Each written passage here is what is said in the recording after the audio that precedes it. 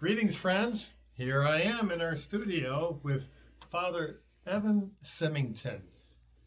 I like the name Simington. It sounds English to me.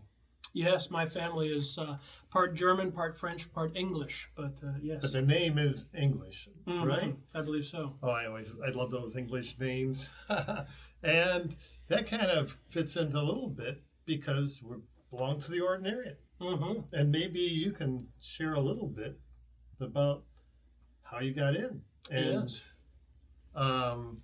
You have some interesting facts. Like one fact would be that you're the first seminarian that was intentionally ordinariate.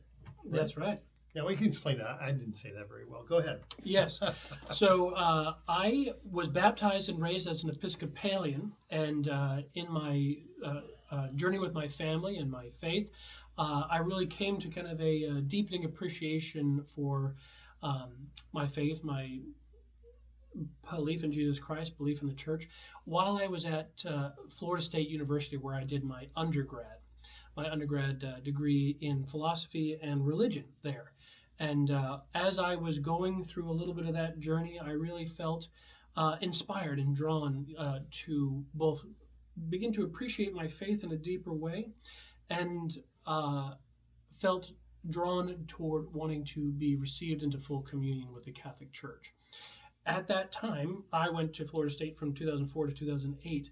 Very shortly after that, Pope Benedict XVI created the Ordinariate, and that was a apostolic constitution, an invitation for former Anglicans or Protestants or other groups to come into full communion with the Catholic Church. And it was such a beautiful time because it felt like a personal invitation almost to me, Evan Simington.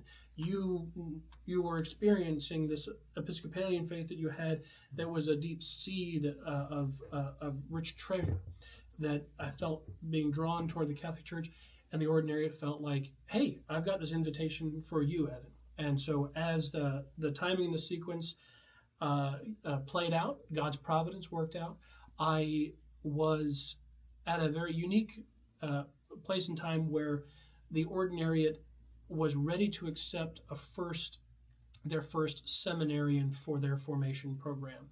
And I was able to say, yes, Lord, call me. They always give us the best and the brightest, right?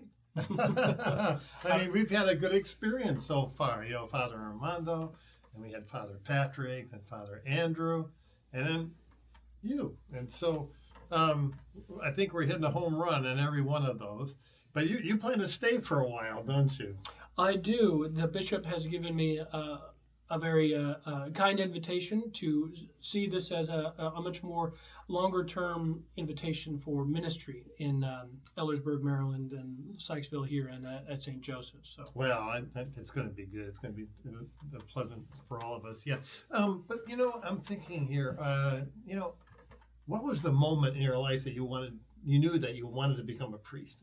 Yeah, truly. Well, one of the beautiful things about it was that it wasn't just merely a single moment, but a kind of unfolding of time. That I wish I could say I had a kind of St. Paul road to Damascus type of experience, but it was much more over a longer period of time. But the real opportunity as I was going through a kind of spiritual awakening in my own life and asking critical questions of what do I believe? What do I understand about the nature of the church, about the sacraments? And the more and more that I kept asking those deeper questions, I felt like Christ was confirming the way in which he divinely instituted and gave that that authority to his one holy Catholic and Apostolic Church. Well, good. Tell me, what was like one mentor that really was so meaningful to you in your journey? A very great man, an Anglican minister named Father Michael Petty, a very erudite, a very intelligent, a very holy man.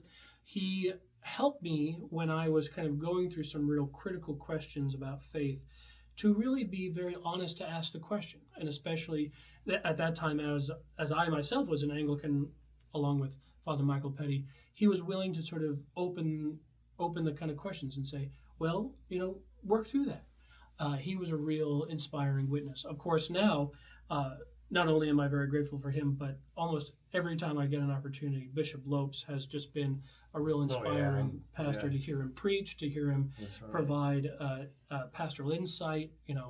So I'm very grateful for him as well. Well, good. Well, we could go on and on and on, and I'm sure in time we'll all know so much more about Father Simington. That's the way you want to be called, Father Simington.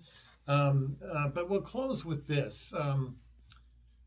He has an animal living in his house, and I'm wondering if you could say something about your animal.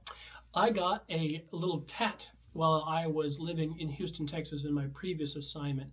I had gone to the local Houston ASPCA and was looking for a cat because I grew up with cats, and found this black cat that was actually, kind of warm and kind of showed nice affection to me. But I realized as I was interacting with her that she was all black, but she had this little white spot here on her chest. I said, ecclesiastical kitty. I said, you and I are dressed the same. We might have to. I may have to adopt you. So I adopted Cleopatra, that I affectionately call her Cleocatra. And with that, we will stop this interview. Okay.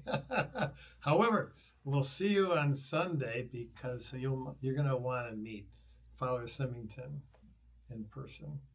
Anyways, I'm excited about this. Really am. And don't hesitate to call me Father Evan, too, if you prefer. Okay. That's good to know, too. Okay. We'll see you.